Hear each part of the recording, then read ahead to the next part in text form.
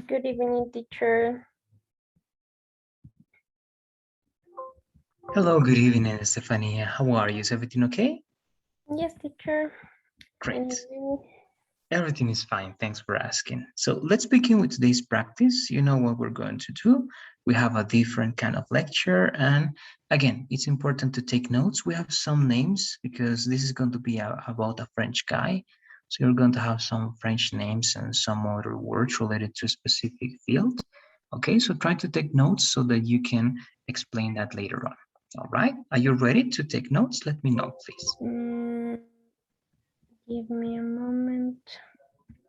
All right. Okay. Okay, very good. So let's begin, please. Again, I'm going to play the first seconds so that you can understand what's going to be the main idea about this lecture. Let's do it. As we have seen, the second half of the 18th century was an exciting time in Europe. It was not only an age of great invention, but social changes also led to a rise in all sorts of entertainment, from reading to museums to travel. And finding himself in the middle of this excitement was an accomplished French painter named Philippe Jacques de Loutherbourg. All right, let's try with that one play. What can you tell me about this first part, Estefania? Okay. It's talking about an event, I think, and the name of that French or this guy is Philippe. He's a painter, I think. Okay, good. We're good so far. Yes, this person's name is Philippe. You're right, and it's a painter, right? It's a painter. Good. Try to understand. I'm going to play once again, Stefania. The main idea here, actually, they mentioned, or this person mentioned, a lot of fields. All right, a lot of fields of study. This is about theater, actually. All right, the main idea here is theater, as you're going to hear at the beginning. But try to get this information. Try to get what's the century, all right? What's the century? And some of those fields that this person is talking about.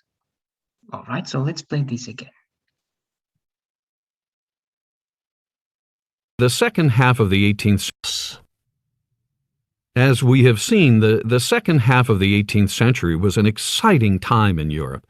It was not only an age of great invention, but social changes also led to a rise in all sorts of entertainment, from reading to museums to travel. And finding himself in the middle of this excitement was an accomplished French painter named Philippe Jacques de Loutherbourg. All right, so that's it. What extra information can you give me related to this first part, Estefania? Okay, it's talking about Europe. And not only about an invention, also social changes and I don't know what more about something of entertainment, like I don't know, reading, museums, something like that. Great, very good. You have everything. Just one thing is missing. Do you remember the century? Because everything else is correct. I'm going to play again the first part. Of the 18th century was an exciting. As we have seen, the second half of the 18th century was an. So what period are we in? 18th, yes. Okay, good. Yani, specifically, I'm going to play once again. As we have seen, the second half of the 18th century was an. All right, so we're talking about, if you hear in detail, the second half of the 18th, you're right, century. All right, so this is about the second half or part of the 18th century. Good. So you have the main information.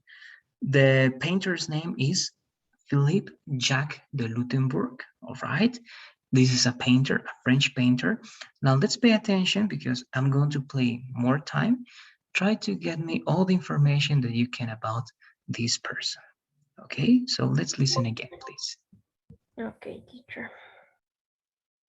Also led to a rise in all sorts of entertainments. French painter named Philippe Jacques de Loutherbourg. Loutherbourg arrived in England in 1771 and immediately went to work as a set designer at the famous Drury Lane Theatre in London.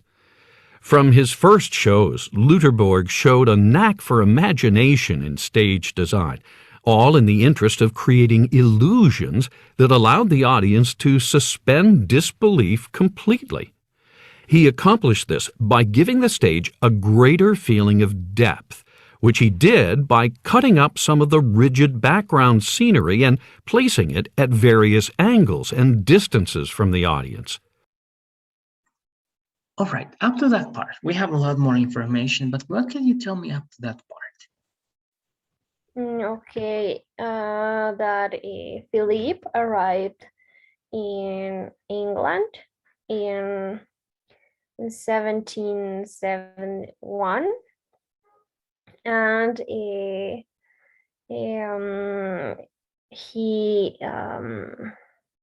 had a job, I think. I don't remember like what, but yes, and also talking about his first show, that is something like imagination. I don't understand a lot because I think it's new vocabulary, but yes. Okay, thank you. Good. You're doing great. I'm going to play again. We're going to identify together some things, and please pay attention because I'm going to play. I'm going to be with my microphone on, and I'm going to be asking you certain questions after playing something. All right, so let's go back a little bit. French painter named Philippe Okay, that's the name again. Jacques de Loutherbourg. Loutherbourg arrived in England in 1771 and Good, so you're right on that one. Arrived in England, right, in 1771. Good. And immediately went to work as a set designer at the famous So that's the job. Before going to the name of the place, it doesn't matter, but were you able to understand what was the job that he got when he arrived in England? One more time. Set designer, but I don't know what it is. Good. What is the set? The set is like the stage, everything that involves, all right, the stage, the scenery, the tools, and everything that you use on stage for the theater. All right, so that's the set designer. When you set something, you prepare something. All right, so you are in charge of designing the set of the stage, of the theater, right? So that's his job. That was his job. Let's keep going. French painter named Philippe Jacques de Loutherbourg and immediately went to work as a set designer. Good, the set designer. Following, we have some names, all right? It doesn't matter, but we're talking about names of some important places. The famous Drury Lane Theatre in London. All right, for example, that was the name of a theater in London. From his first shows, Loutherbourg showed a knack for imagination in stage design. Okay, so here, I'm going to ask you something afterwards. So here, they are saying that from the very beginning, all right, Philippe was showing that he had a lot of imagination to work on the preparation of those settings, right? And pay attention. You're going to try to explain in this part once again. It's what we heard before, but try to listen to the following, Estefania. What is the thing that he was doing to make people say like, wow, right? What's that? Because it's something that didn't happen before in theaters. Okay, so let's pay attention. All in the interest of creating illusions that allowed the audience to suspend disbelief completely. He accomplished this by giving the stage a greater feeling of depth, which he did by cutting up some of the rigid background scenery and placing it at various angles and distances from the audience. Another realistic touch was using three-dimensional objects on the set, like rocks and bushes, as opposed to two-dimensional painted scenery. Okay, so what can you tell me about this part? Remember that he's working as a set designer. So he's preparing everything on the stage, right, for the theater. So what is that thing, or what are those things that Philip did to make people, all right, like fall in this belief that they say that it's very impressive? Okay, teacher, I think the words are new for me, but I understand the last part when he use three-dimensional objects and on the set, like rocks and bushes, but I don't know what is bushes. And yes, the other I think is new vocabulary. I don't understand the context. It's good. So I'm going to do this with you, but after I finish doing this with you, you're going to summarize all the information in your own words. All right? Because again, of course, this is new, but it's important that then we can understand those words. Let's go back little by little. If you have some questions, you're going to let me know. Let's start. I'm going back. Audience to suspend disbelief. Okay, so when he's saying suspend disbelief, it means that the audience, right? The audience was like shocked, impressed, like, wow, this is something that we haven't seen before. All right, and what caused that is the following. Completely. He accomplished this by Right, he accomplished this, right? He achieved that by doing the following. giving the stage a greater feeling of depth. So, giving the stage a greater, right, a greater feeling of, I'm using some of my words as well, depth. I imagine it's in the chat. Do you know that word? What is something depth? I don't know, teacher. The similar word, very similar to Spanish, is profound. Do you understand what's profound? No. Deep. Is something deep. Okay. Do you have a deep? Uh, no. In an example, maybe. Okay, something superficial is the opposite of depth. Okay, okay. Okay, so profound, right? Do you get now the word in Spanish? Yes, yes. Superficial is the opposite. So this is profound. So when you say that he is giving depth to the scenery, to the stage, it means that this is not going to be a common stage, right?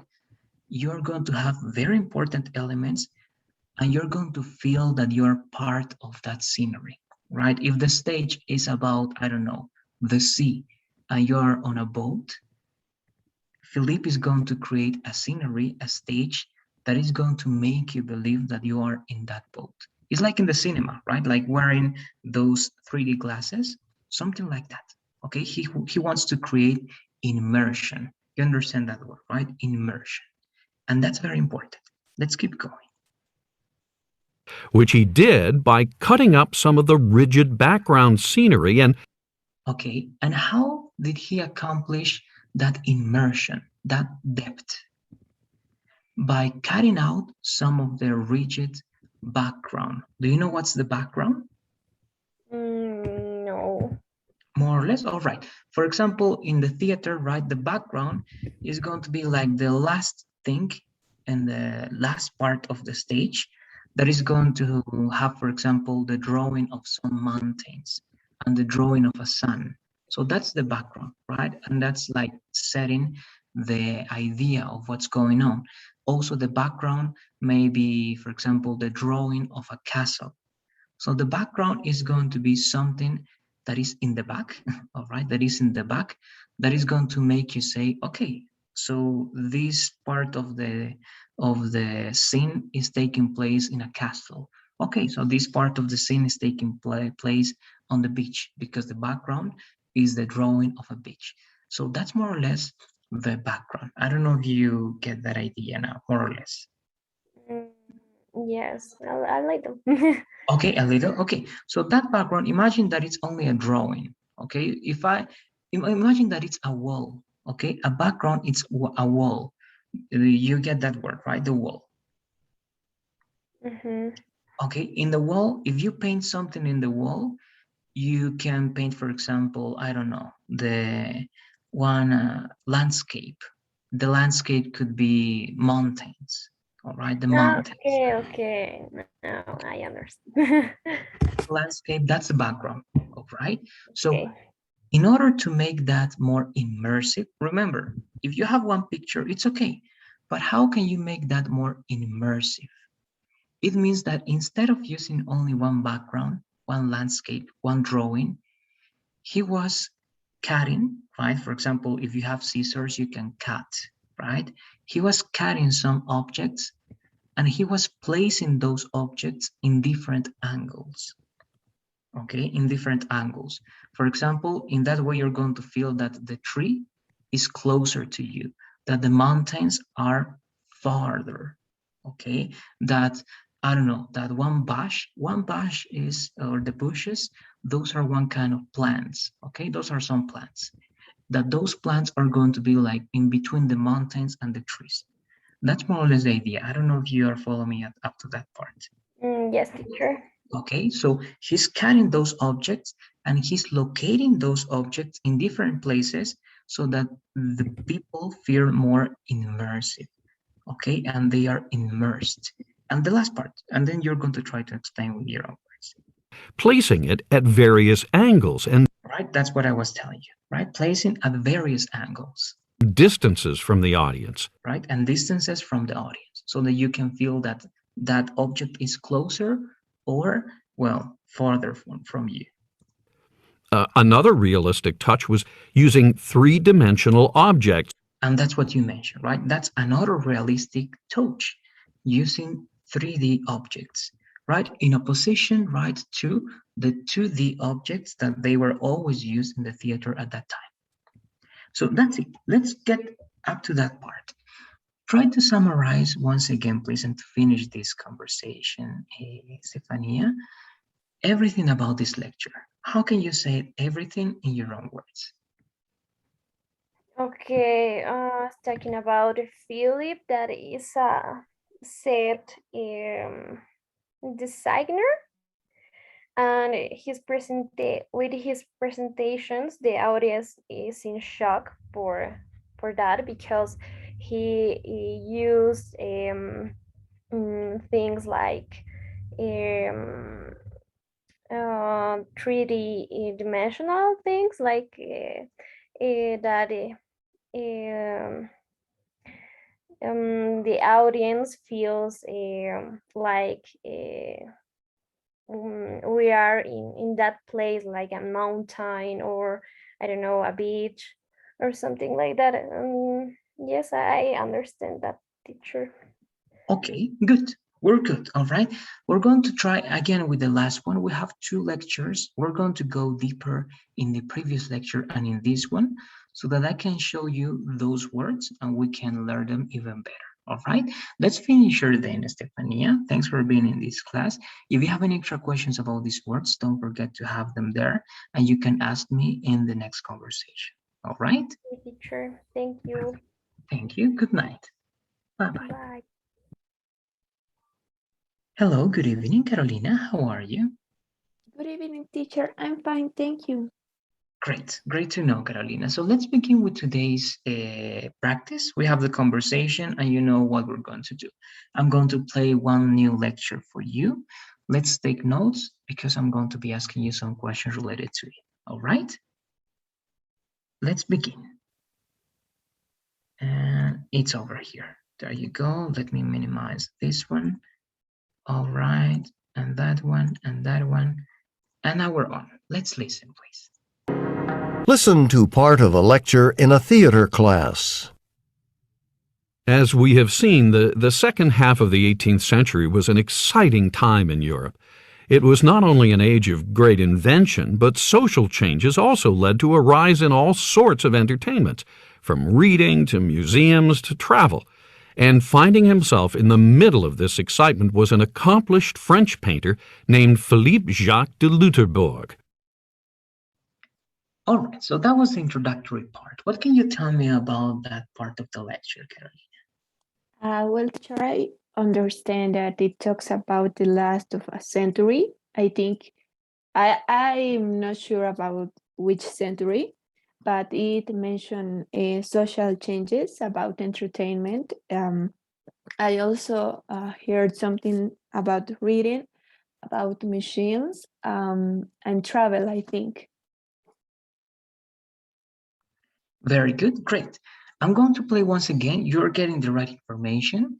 In this second time, try to get what is the exact century that we're talking about and what part or half of this century, and try to get the name of that important person that he's going to mention, and also what is that person's profession.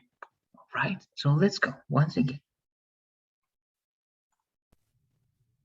As we have seen, the second half of the 18th century was an exciting time in Europe. It was not only an age of great invention, but social changes also led to a rise in all sorts of entertainments, from reading to museums to travel. And finding himself in the middle of this excitement was an accomplished French painter named Philippe Jacques de Loutherbourg. All right, so what can you add now, Catalina? You can answer the questions that I asked before, or you can add something that you were able to hear. Yes, teacher, I heard the century. He said that it was the second half of 18th century, if I'm not wrong. And then he mentioned about Felipe.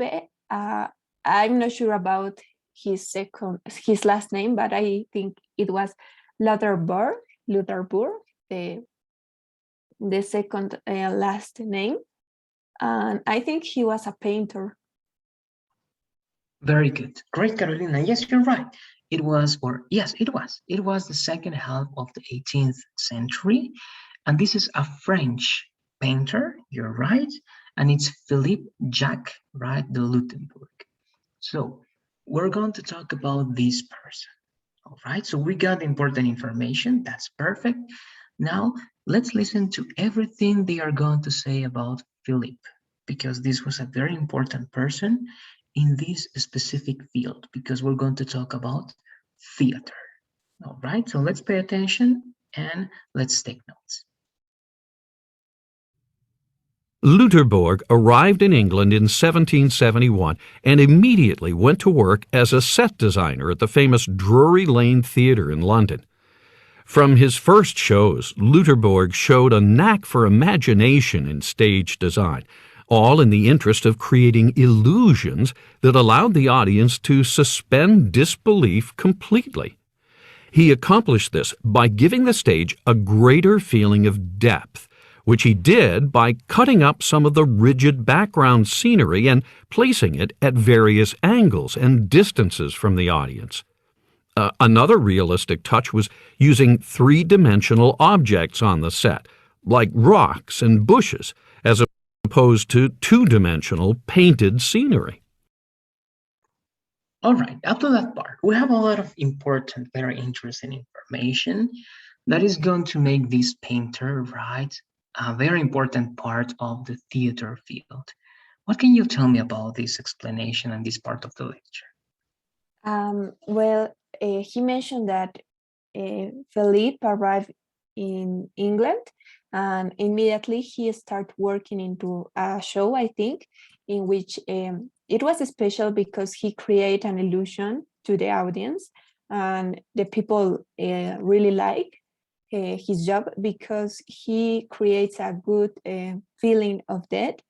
I think also he used objects in three-dimensional objects, and also I'm not sure, but I think he used some paintings. Okay, thank you very much. In the last part, you got everything correct. In the last part, yes, of course we have some paintings, but in the three-dimensional part, he was the narrator, all right? And the narrator was only comparing the three-dimensional objects that he was using, all right, in contrast to the two-dimensional paintings that they used in common stages. Okay, but it's good and it's perfect. You got everything. Let's continue. All right, let's continue. He also paid much more attention to lighting and sound than had been done before. Now, these sets were so elaborate that many people attended the theater more for them than for the actors or the story. At the time, people were wild for travel and for experiencing new places, but not everyone could afford it. Lutherborg outdid himself, however, with a show that he set up in his own home. He called it the Eidofusikan. All right, up to that part, what extra information can you add to this, Carolina? Well, he also mentioned about the people wants to experience new experiences, maybe knowing new places, but not everybody can. So I think he did a show set up called the Idol Fuskal, something like that. And I think maybe that's it. Okay, I'm going to ask for some details. What other aspects were taken into account besides the visual illusions, Carolina? Were you able to recognize that? Was at the beginning of the second part. I think maybe the feeling that people felt when they saw the show. Okay, I don't get that idea. What do you mean the idea that people feel? In what way or what? I'm not getting that very well. I remember that he mentioned that he creates a good illusion. So I imagine that it was a really a great show. So that show transmits people a feeling. I think maybe that was. Okay, so the feeling, you're right, but that feeling that you're mentioning, it's because of that illusion, right? And those illusions that you were talking about at the beginning were only visual, right? Because he was talking about cutting out part of the background to put them in various angles that it creates depth, right? And that illusion of immersion, of being in that scenery. Also using three-dimensional objects as rocks or bashes, right? But besides that, other senses perhaps, were you able to hear other senses that were like stimulated, let's say, besides the visual one? I'm not sure, teacher. Maybe as he mentioned the dead, I think maybe they feel scared, maybe impressed, could be sad. I'm not sure. All right, but in that word actually, okay, the word that you're telling me is not actually that word that he said. It was this one because the pronunciation is that one, is depth. All right, depth. And what is depth? Is something profound. And actually, that's what he means, all right, by saying using objects at different angles, at different distances from the people, because it creates depth, right? It's not only one two-dimensional background, it's like a three-dimensional stage in which the tree, right, is going to be closer to you. The mountains are going to be far, all right, farther from you, and the bushes are going to be over there, and those other objects over there, right? So that's creating depth, right? Depth, it means profound, all right? A profound sensation that you are immersed in one scenery. But let me play that last part because you're going to listen that besides that visual effect, we have something extra as well. Let's listen to this beginning of the second part. Objects on the set, like rocks and bushes, as opposed to two-dimensional painted scenery. Okay, that was part of the first one. Now we're going to continue. This is the first part of the second part. He also paid much more attention to lighting and sound than had been done before. Okay, so that information is very important. What can you tell me about this part? Only that part. Sorry, teacher, I couldn't understand really good because the internet, well, it was a logic. It wasn't clear. Okay, so let's play it once again. Don't worry. Let's try to get it. I hope this works. I'm going to play it, all right? The times are necessary to get this idea. Three-dimensional objects on the set, like rocks and bushes, as opposed to two-dimensional painted scenery. He also paid much more attention to lighting and sound than had been done before. All right, so that's the part, that's the important part. One more time. Like rocks and bushes, as opposed to two-dimensional painted scenery. He also paid much more attention to lighting and sound than had been done before. All right, so what can you tell me about that part? There's something very important that is mentioned over there, but what can you tell me about it? Or what do you recognize? Well, at first it mentioned something about rocks and bushes and three elements, I think. And then he mentioned two-dimensional paintings, I think something like scenery. He also mentioned something about lighting and sun. And sound, right? And that's good. So if you realize then this immersion is not only about the visuals. Of course, lighting is also related to visuals, but theaters before this guy, before Philippe, didn't pay that much attention to lighting, where to say the lights, right? The effects of the shadows and other things like that. And also sound. If you use sound correctly, it may create immersion as well, right? So that's very important. And now to finish, I know that we're over time. Let's try just to get these last seconds.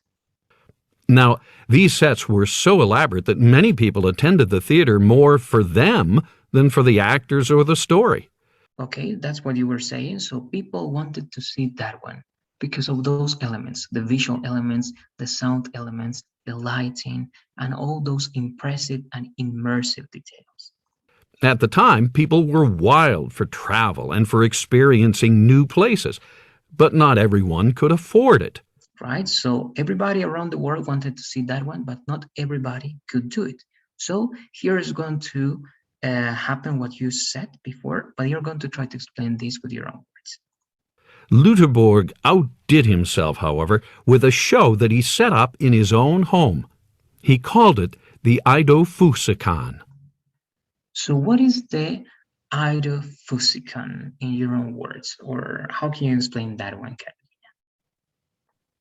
I think Teacher maybe is a show in which he tries to show the world, I think, because also he mentioned, well, that some people wants to experience these new places, but not everybody could afford it. So I think maybe the show that he set up in his home was about to show the people something different about any part of the world, or maybe from different parts. Exactly. And just to guess, because we don't have the information, and perhaps we're going to finish that one in the next conversation. How do you imagine that he's going to do that? Remember, we are in the 18th century, right? We don't have televisions and we don't have big things. And he's doing something at home. So what do you think he's preparing at home so that he can share that with everybody around the world? What do you think? Do you think it's a common show, or what do you think he's doing there?